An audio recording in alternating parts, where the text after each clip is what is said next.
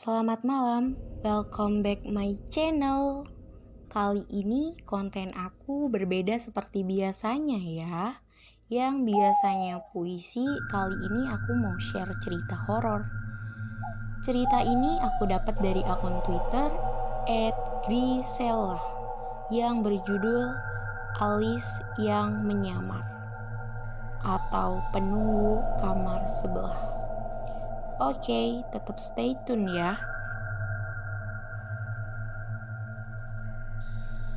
Hai, sebelum masuk ke cerita, kenalin dulu. Nama gue Sania. Hari ini gue mau cerita tentang pengalaman gue. Jadi, waktu itu gue terpaksa pindah kos karena di kos sebelumnya itu sepi banget dan gue sering digangguin juga. Dan tiba-tiba gue nemu kos yang agak bagus dan lumayan deket sama kuliah gue. Jadi gue pindah aja. Nah, di sini setahu gue tuh semua kos tuh diisi dan emang rame banget. Semua orang di sini ramah-ramah dan baik-baik orangnya. Dan biasanya pas malam mingguan tuh kita suka ngumpul di meja makan. Nah, kita itu ber-12. Tapi anehnya setiap kali kita makan pas malam minggu itu, kita tuh cuma ber-11. Dari situlah semuanya terkuak. Oke, langsung mulai aja. Jadi awal pindah kos itu aku emang dibantuin cuma sama bu kos, Bu Rini. Tapi emang pas aku ngemas-ngemasin barang, aku ngeliat ada tetangga sebelah sempet buka pintu kamar aku. Orangnya cantik banget, rambutnya pirang dan style bajunya juga bagus. Tapi habis aku lihat, dia tuh langsung buru-buru masuk ke kamarnya. Jadi aku mikir, oh mungkin dia dari kamar sebelah. Nah, terus habis selesai ngemasin semua barang, aku sempet lihat keluar sebentar dan ada beberapa teman kos aku ngajak kenalan. Nah, tapi anehnya masuk-masuk barang-barang aku yang awalnya ketata rapi, tahu-taunya berantakan lagi. Tapi waktu itu aku mikirnya tuh angin atau enggak aku naruhnya enggak bener. Jadi aku rapihin semuanya lagi walaupun bingung banget. 2 hari kemudian aku udah kenal sama orang-orang di kos. Tapi gue tuh cuma belum kenalan ke si tetangga gue yang di sebelah ini. Nah, terus waktu itu gue sempet kemau ke kamarnya buat kenalan. Tapi pas gak sengaja neken gagang pintunya taunya kekunci. Terus ya udah, gue buru-buru masuk lagi ke kamar gue. Dan baru aja habis gue nutup pintu, gue denger dari kamar sebelah ada yang buka pintu. Terus gue sempet diem dan mikir, keluar gak ya? Ntar dia bingung gitu gimana. Terus akhirnya gue keluar. Taunya pas keluar tuh gak ada siapa-siapa. Dan anehnya, pintu kamar sebelah gue tuh gak ada yang kebuka. Padahal tadi gue denger jelas banget ada yang ngebuka pintu. Terus ya udah sih, gue masuk aja lagi.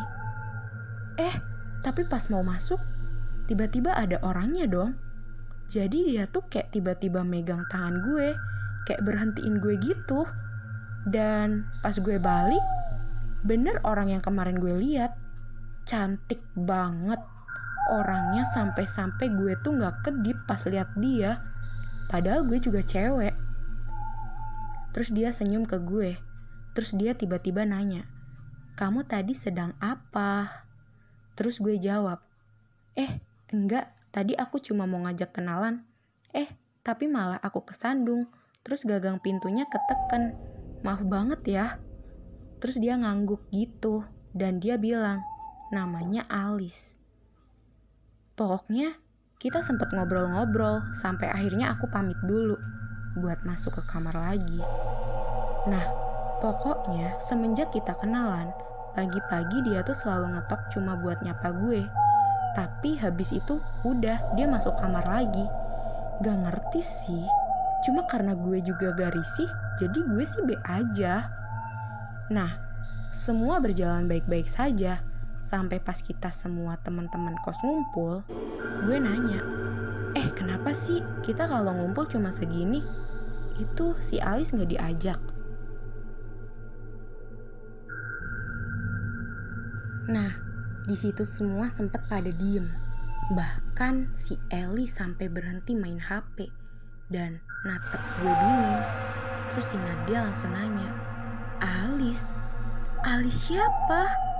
Terus dengan bodohnya gue malah bilang, itu loh yang ada di kamar sebelah gue, yang cewek cantik Belanda itu loh.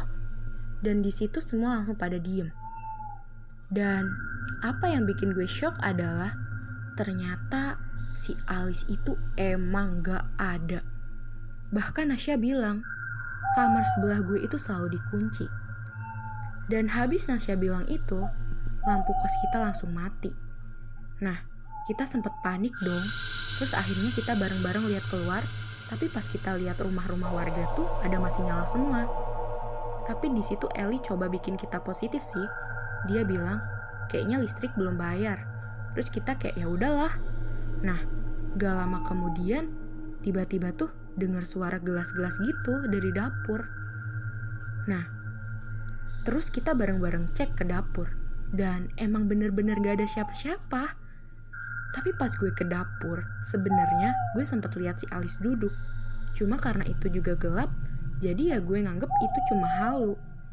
Dan gak lama tiba-tiba ada suara cewek nyanyi apa ya? Pokoknya bahasa Belanda gitu.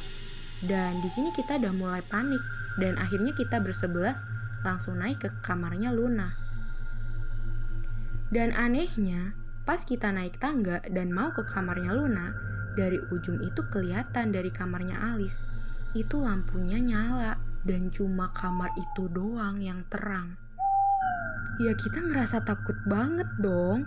Akhirnya kita langsung buru-buru masuk dan ujung-ujungnya kita semua tidur di situ.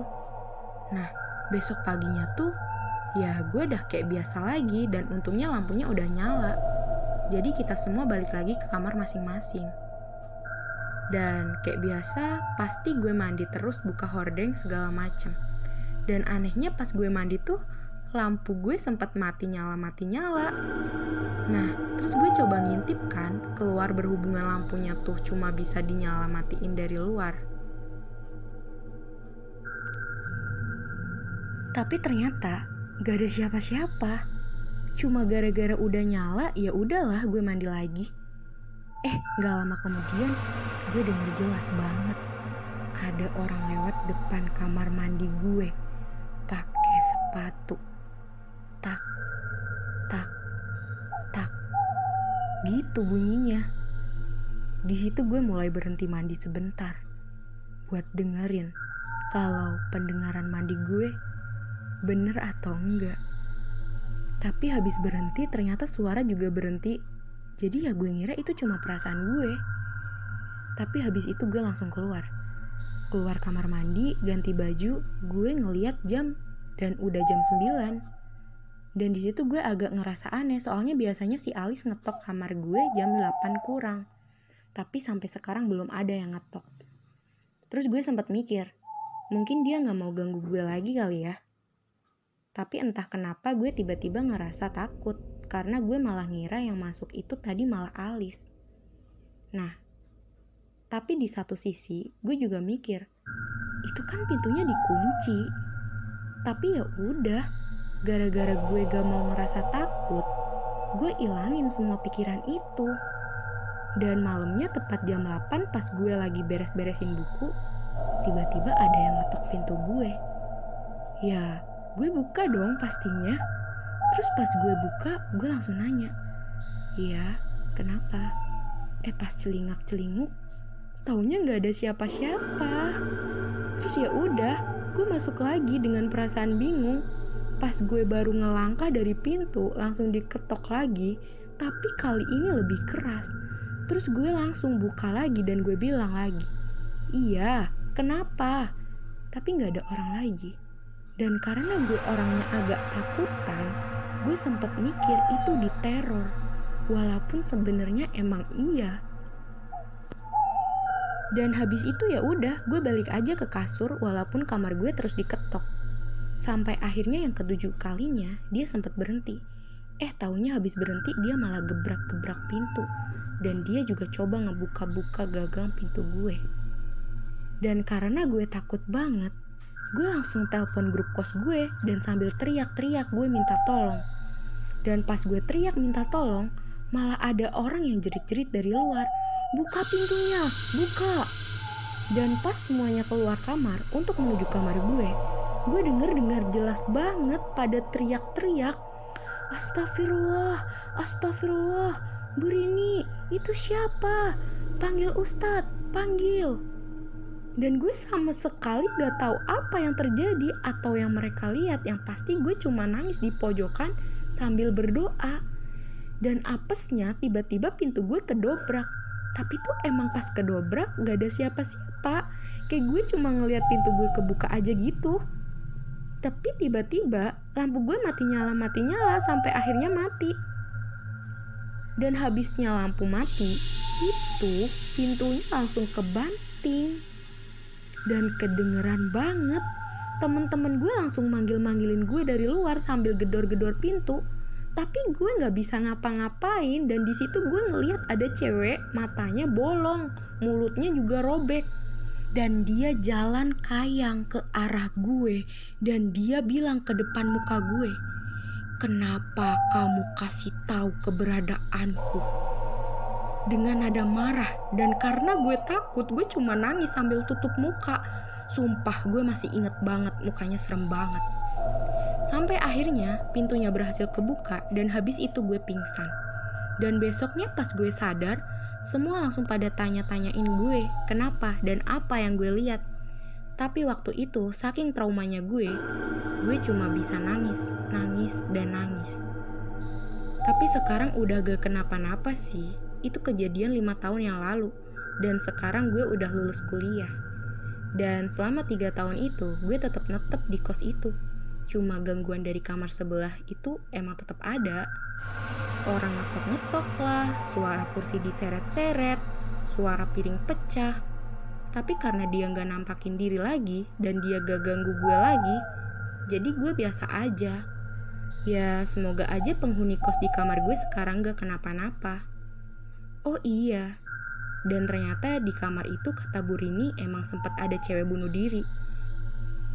Dan kata Bu Rini emang ceweknya cantik banget sih, sama seperti yang gue lihat. Dan kata Bu Rini sih, ya si Alis ini emang sebenarnya seneng sama gue dan mau temenan. Tapi pas gue bilang ke teman-teman kos yang lagi ngumpul-ngumpul itu, dia ngerasa dia tuh mau diusir dari gue. Jadi dia gak terima dan malah marah. Ya untungnya sekarang sih dia gak ngikutin gue.